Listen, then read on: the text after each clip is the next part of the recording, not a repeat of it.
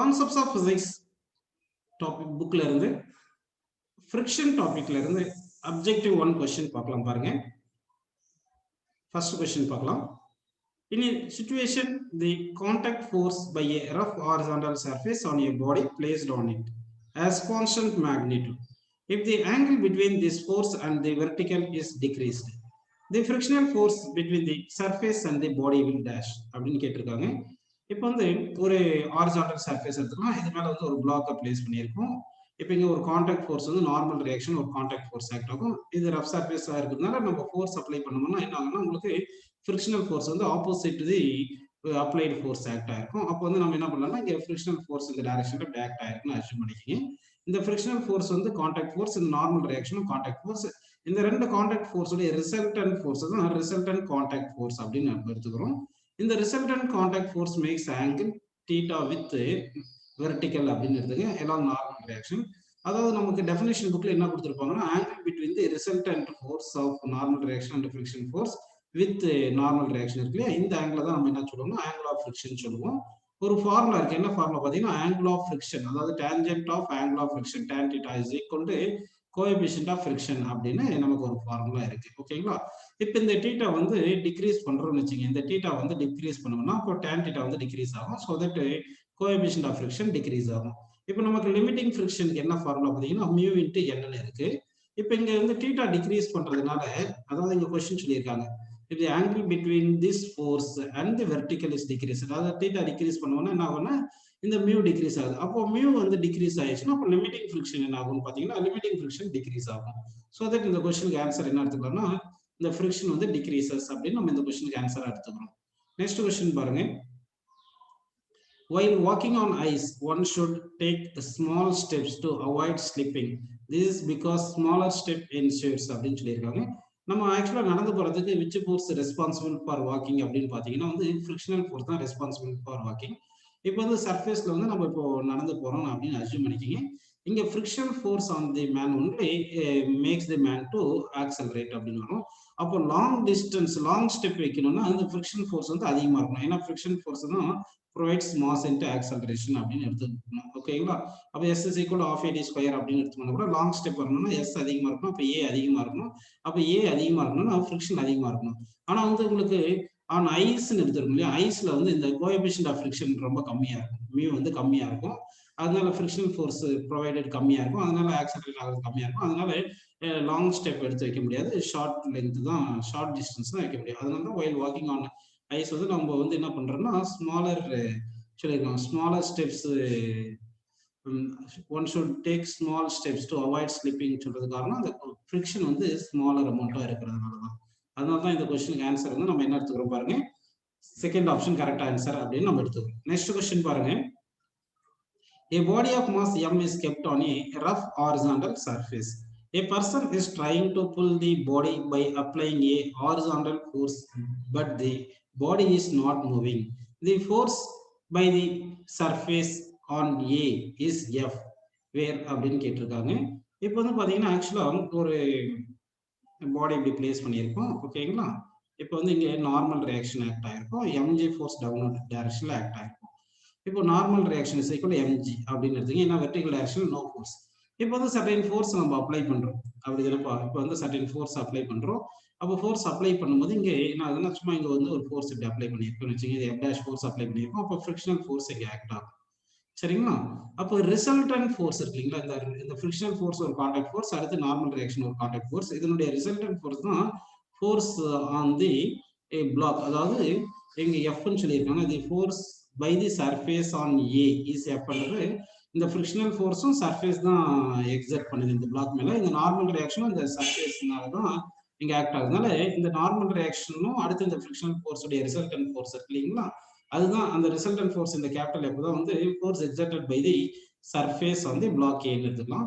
இப்போ இந்த resultant force எவ்வளவு வரும்னு பாத்தீங்கன்னா ஃபார்முலா இந்த நார்மல் ரியாக்ஷனுக்கும் ஃப்ரிக்ஷன் ஃபோர்ஸுக்கும் ஆங்கிள் 90 டிகிரி இருக்குதுனால இது ரெண்டுத்தையும் நம்ம வெக்டார் சம் பண்ணும்போது என்ன வரும்னு சொல்லுங்க, normal reaction square plus frictional force square அப்படின்னு நம்ம எடுத்துக்கிறோம்.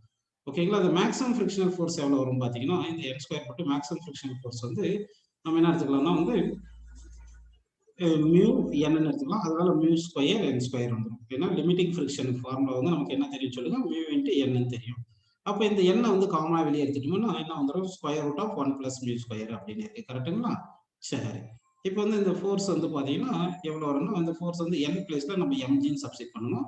அதனால mgன்னு சப்ஸ்டிட் பண்ணிட்டு ரூட் ஆஃப் 1 + μ ஸ்கொயர் அப்படின்னு எடுத்துக்கிறோம். ஓகே.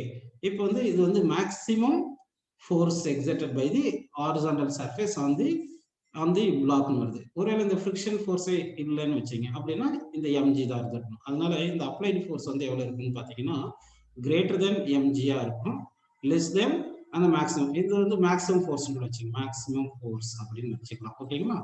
மேக்ஸிமம் ஃபோர்ஸ் எடுத்துட்டீங்கன்னா அப்போ இந்த ஃபோர்ஸ் அப்ளைடு வந்து நம்ம ஃப்ரிக்ஷன் ஃபோர்ஸ், அதாவது ஆப்ஜெக்ட் மேல புல்லிங் ஃபோர்ஸ் அப்ளை பண்ணீங்கன்னா ஃப்ரிக்ஷன் ஃபோர்ஸ் இருக்காது. அப்போ mg ஃபோர்ஸ் மட்டும் தான் ஆக்ட் ஆயிருக்கும். அதனால greater than or equal to mg.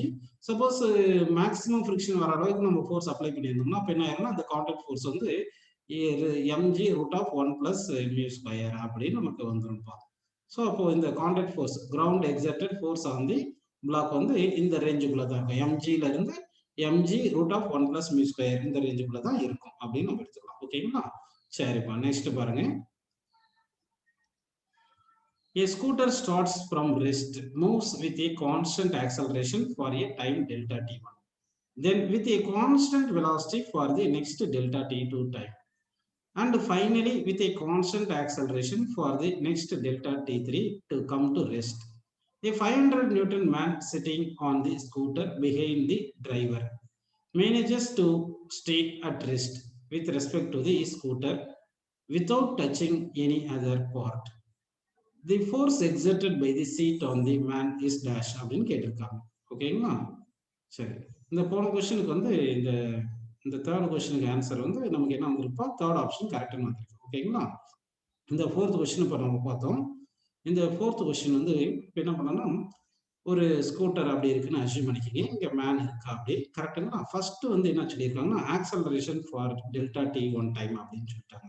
அப்போ ஆக்சலரேட் ஆகணும் இந்த சீட்டுக்கும் இந்த மேனுக்கும் பிட்வீன், இந்த சீட்டுக்கும் மேனுக்கும் பிட்வீன் தேம் வந்து என்ன இருக்குன்னா ஃப்ரிக்ஷன் ஆக்ட் ஆகும். அதாவது சீட் வந்து எக்ஸாக்ட் ஃப்ரிக்ஷனல் ஃபோர்ஸ் அந்த மேன், அதனால தான் மேன் வந்து ஆக்சலரேட் ஆக முடியும் அப்படின்னு எடுத்துக்கலாம். ஓகேங்களா? அதே இது வந்து ஆக்சலரேஷன் ஆகும்போது டெல்டா t1 டைம் வரைக்கும். சரி. இப்போ வந்து அடுத்து வந்து கான்ஸ்டன்ட் வெலாசிட்டி போறாங்க. டெல்டா t2 டைம்ல கான்ஸ்டன்ட் வெலாசிட்டி கான்ஸ்டன்டா இருக்கும்போது நெட் ஃபோர்ஸ் 0 இருக்கும். அப்போ ஃப்ரிக்ஷன் வந்து 0வா இருக்கும் அப்படின்னு நம்ம எடுத்துக்கலாம். ஓகேங்களா? அடுத்து வந்து டெல்டா t3 டைம் இருக்குல்ல, டெல்டா t3 டைம்ல வந்து நெகட்டிவ் ஆக்சலரேஷன், ரிட்டார்டேஷன். அப்போ ரிட்டார்டேஷன் வரணும்னா அந்த டைம்ல இந்த மேன் மேல வந்து ஃப்ரிக்ஷன் ஃபோர்ஸ் வந்து ஆப்போசிட் டைரக்ஷன்ல ஆக்ட் ஆயிருக்கு. சரிங்களா? அப்போ வந்து டெல்டா t3 டைம்லயும் டெல்டா t1 டைம்ல ஃப்ரிக்ஷன் ஃபோர்ஸ் ஆக்ட் ஆகுது. டெல்டா t2 டைம், அதாவது கான்ஸ்டன்ட் வெலாசிட்டில போகும்போது ஃப்ரிக்ஷன் வந்து ஆக்ட் ஆகல அப்படின்னு நம்ம எடுத்துக்கிறோம்ப்பா. அப்போ வந்து என்ன ஒரு ஆன்சர் சொல்லுங்க. அப்போ டெல்டா t1 டைம்ல டெல்டா t2 டைம்லயும் ஃப்ரிக்ஷனல் ஃபோர்ஸ், அதாவது வந்து the force exerted by the சீட்னு கேட்டிருக்காங்க இல்லையா? அப்போ force exerted by the seat என்ன பார்த்தீங்கன்னா, இந்த சீட் வந்து இங்க இருக்கு, இது மேன் அப்படின்னு எடுத்துக்கங்க. இப்போ இந்த மேன் மேல நார்மல் ரியாக்ஷன் ஒன்று வந்து இந்த சீட் தான் எக்ஸர்ட் பண்ணும், தட் இஸ் ஈக்குவல் டு mgன்னு வந்துருக்கும். அடுத்து ஃப்ரிக்ஷனல் ஃபோர்ஸ்னு வருது.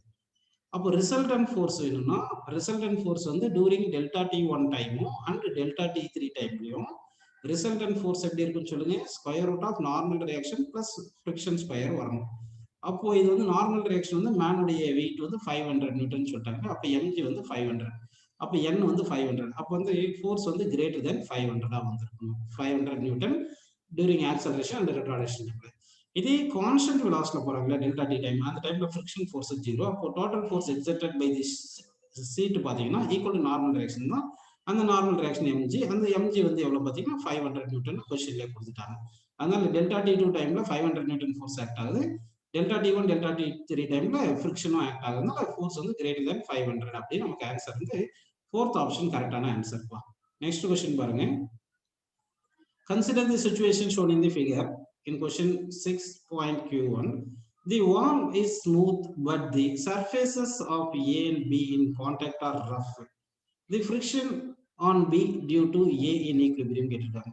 இங்க வால் வந்து ஸ்மூத்தா இருக்குன்னு சொல்லிட்டாங்க. கரெக்ட்டுங்களா? ஆனா between A and B வந்து rough surface ன்னு சொல்லிட்டாங்க. இப்போ friction on B due to A in equilibrium அப்படின்னு சொல்றாங்க. இப்போ நம்ம என்ன பண்ணலாம்னா இந்த ஏவும் பியும் ரெண்டுமா சேர்ந்து ஒரு சிஸ்டம்னு கன்சிடர் பண்ணிக்கலாம். சரிங்களா? அப்போ வந்து நம்ம என்ன பண்ணலாம்னா ஏவும் பியும் சேர்ந்து ஒரு சிஸ்டம்னு கன்சிடர் பண்ணிக்கோங்க. இப்போ இந்த ஏபி கம்ப்ளீட்டா நம்ம ஒரு சிஸ்டம் அப்படியே அசியூம் பண்ணிட்டோம்னா இந்த சிஸ்டம் மேல இந்த ஏவும் பிஏ ரெண்டு சேர்ந்து இந்த ரெண்டுடைய mass m1 plus m2 into G இந்த ஃபோர்ஸ் வந்து டவுன்வர்ட் ஆக்ட் ஆகுது. இந்த வெர்டிக்கல் டவுன்வர்ட் ஃபோர்ஸ் இருக்கு இல்லையா, இதை பேலன்ஸ் பண்றதுக்கு அப்வர்ட் ஃபோர்ஸ் வேணும். இங்க வந்து இந்த ஏஓபியை ஒரு சிஸ்டம் எடுத்துட்டோம்னா இந்த வால் இருக்கு இல்லையா, இந்த வால் வந்து ஃபிரிக்ஷன் ஃபோர்ஸ் எக்ஸர்ட் பண்ணியிருந்தாதான் அந்த ஃபிரிக்ஷன் ஃபோர்ஸ் இந்த m1 பிளஸ் m2 பேலன்ஸ் பண்ணியிருக்கணும். ஆனா வால் என்ன சொல்லிட்டாங்க பாருங்க, ஸ்மூத் சர்ஃபேஸ் சொல்லிட்டாங்க. அப்படின்னா ஃபிரிக்ஷன் ஃபோர்ஸ் ஆக்ட் ஆகுது. அப்போ வெர்டிகல் டைரக்ஷன் அப்வர்ட் ஃபோர்ஸே கிடையாது. அப்வர்ட் ஃபோர்ஸ் கிடையாதுன்னா டவுன்வர்ட் ஃபோர்ஸ் ஒரே ஒரு ஃபோர்ஸ் இருக்கு. அப்போ நெட் ஃபோர்ஸ் வந்து y டைரக்ஷன்ல 0 வராது. அதனால உங்களுக்கு வந்து சிஸ்டம் வந்து cannot be remain in equilibrium. அப்போ சிஸ்டம் வந்து ஈக்குலிபிரியமாவே இருந்திருக்காது அப்படின்னு இந்த 5th கொஸ்டினுக்கு 4th ஆப்ஷன் கரெக்ட்னு எடுத்துக்கிறோம். அடுத்த கொஸ்டின் பாருங்க. Suppose all the surfaces in the previous problem are rough. The direction of friction on B due to A அப்படின்னு கேட்டிருக்காங்க. ஸோ அப்படின்னா வந்து ஆல் சர்ஃபேசஸ் ரஃப்னு சொல்லிட்டாங்க. அப்படின்னா இது என்ன பண்ணிட்டேன் இங்க பாருங்க, கொஞ்சம் புரியுதுக்காக கொஞ்சம் கேப் விட்டு வரையில. இது வால் அப்படின்னு எடுத்துங்க, இது பிளாக் ஏன்னு எடுத்துங்க, அடுத்து இந்த பிளாக் பின்னு எடுத்துக்கங்க. இது பிளாக் பின்னு இருக்கு. இங்க வந்து நம்ம ஃபோர்ஸ் வந்து எஃப் அப்ளை பண்ணியிருக்கோம். இப்படிதான் வந்து போன கொஸ்டின்ல வந்து நமக்கு சொல்லியிருக்காங்க. அப்படிதானப்பா, அங்க பாருங்க இப்படிதான் சொல்லியிருக்காங்க. இது பிளாக் ஏ பிளாக் பி, இங்க ஃபோர்ஸ் அப்ளை பண்ணியிருக்கோம். இது வால் அப்படின்னு சொல்லியிருக்காங்க. இப்போ வந்து இதுல வந்து எல்லா சர்ஃபேசஸுமே என்ன சொல்லிட்டாங்க பாருங்க, ஆல் த சர்ஃபேசஸ் ஆர் இந்த ப்ரீவியஸ் ப்ராப்ளம் ரஃப்னு சொல்லிட்டாங்க. அப்போ இந்த direction of friction on B due to ஏன்னு கேட்டிருக்காங்க. B due to A, direction of friction on B due to A on B. அப்போ பி வந்து எம்ஜி ஃபோர்ஸ் வந்து டவுன் m2gன்னு வச்சுக்கோங்க. இந்த ஏ வந்து பி மேல ஃபிரிக்ஷன் ஃபோர்ஸ் வந்து அப்போ டைரக்ஷன்ல ஆக்ட் பண்ணியிருக்கணும். அப்போதான் இந்த பி மேல நெட் ஃபோர்ஸ் ஆன் பி வந்து எஃபின்னு எடுத்துக்கணும்னா friction on B by A is equal to m2gன்னு வந்துச்சுன்னா அப்போ நெட் ஃபோர்ஸ் பி மேல 0வா இருந்துச்சுன்னா அப்போ இது ஈக்குலிபிரியமா இருக்கும் பி. இப்போ வந்து ஏ வந்து பி மேல ஃபிரிக்ஷன் ஃபோர்ஸ் அப்போர்ட் ஆக்ட் ஆயிருக்கு. ஓகேங்களா. இப்போ பி வந்து will exert frictional force on A equal and opposite அப்படின்னு எடுத்துக்கலாம். அடுத்து ஏவோட வெயிட் வந்து டவுன்வர்ட் டைரக்ஷன் m1g ஆக்ட் ஆகுது. அடுத்து இப்போ வந்து இந்த பிளாக் ஏ மேல m1gயும் friction force exerted by B on ஏவும் டவுன்வர்ட் ஆக்ட் ஆகுது இல்லையா. அப்போ இந்த பிளாக் ஏ வந்து ready to slide down against the wall வரும். அப்போ வால் வந்து opposes the friction on motion of the A into friction force on the block A வந்து அப்போர்ட் டைரக்ஷன் ஆக்ட் ஆகும் அப்படின்னு எடுத்துக்கலாம். ஓகேங்களா. ஸோ இப்போ வந்து என்ன ஆகுதுன்னா பிளாக் ஏக்கு friction force on A is equal m1g plus friction force B இது ரெண்டு எடுத்துட்டோம்னா பிளாக் ஏ வந்து ஈக்குலிபிரியம்ல இருக்கும் அப்படின்னு எடுத்துக்கலாம். ஸோ அப்போ நம்ம புரிஞ்சுக்க வேண்டியது பிளாக் பி வந்து ரெடி டு ஸ்லைடுன்னு வரும் m2g ஃபோர்ஸ்ல. அப்போ ரெடி டு ஸ்லைடு வரதுனால பிளாக் ஏ வந்து மோஷன் ஆஃப் தி பிஏ வந்து அப்போஸ் பண்ணணும். அப்போஸ் பண்றதுக்காக பிளாக் ஏ வந்து பிளாக் பி மேல ஃபிரிக்ஷன் ஃபோர்ஸ் அப்போர்ட் ஆக்ட் ஆகுது. அப்படின்னா வந்து இந்த கொஸ்டின்ல வந்து direction of frictional force on B due to A வந்து எந்த டைரக்ஷன்ல இருக்குன்னா அப்போர்ட் டைரக்ஷன்ல இருக்கும் அப்படின்னு நம்ம எடுத்துக்கலாம். ஸோ அப்போர்ட் டைரக்ஷன் அப்படின்னு நம்ம ஆன்சர் எடுத்துருக்கோம். நெக்ஸ்ட் கொஸ்டின் பாருங்க. 2 cars of unequal masses use similar tires. If they are moving at the same initial speed, the minimum stopping distance is அப்படின்னு கேட்டிருக்காங்க. சரிங்களா. ஓகேப்பா. இப்போ வந்து பாத்தீங்கன்னா இங்க இந்த கார் ஏதாவது ஒன்று மூவ் ஆகுதுன்னு வச்சுக்கோங்க. அப்படி மூவ் ஆகுது. இதுக்கு வந்து கோஎஃபிஷியன்ட் ஆஃப் ஃபிரிக்ஷன் இருக்கும். அப்போ frictional force only responsible to stop the motion of the car அப்படின்னு வந்திருக்கும். அப்போ இங்க நார்மல் ரியாக்ஷன் என்னன்னு எடுத்துங்க, இங்க mg ஃபோர்ஸ் ஆக்ட் ஆகுது. வெர்டிகல் டைரக்ஷன் நோ மோஷன் எடுத்தோம்னா normal reaction n is equal to mg வந்துரும். அடுத்து ஃபிரிக்ஷனல் ஃபோர்ஸுக்கு வந்து மியூ n தெரியும் உங்களுக்கு, இந்த கைனடிக் ஃபிரிக்ஷன். இந்த ஃபிரிக்ஷனல் ஃபோர்ஸ் தான் ஆக்சலரேட்ஸ் தி ரிட்டார்ட்ஸ் தி கார் அப்படின்னு எடுத்துக்கலாம். அப்போ ஃபிரிக்ஷனல் ஃபோர்ஸ்ல ma போட்டு மியூ இன்டு n பிளேஸ்ல mg போட்டோம்னா m கேன்சல் ஆயிடுது. அப்போ பாருங்க a is equal to retardation வந்து மியூ இன்டு g ன்னு வந்திருக்கு. புரியுதுங்களா. அப்போ இந்த ரிட்டார்டேஷன் ஆன் தி கார் வந்து இண்டிபெண்டன்ட் ஆஃப் மாஸ் வந்திருக்கு.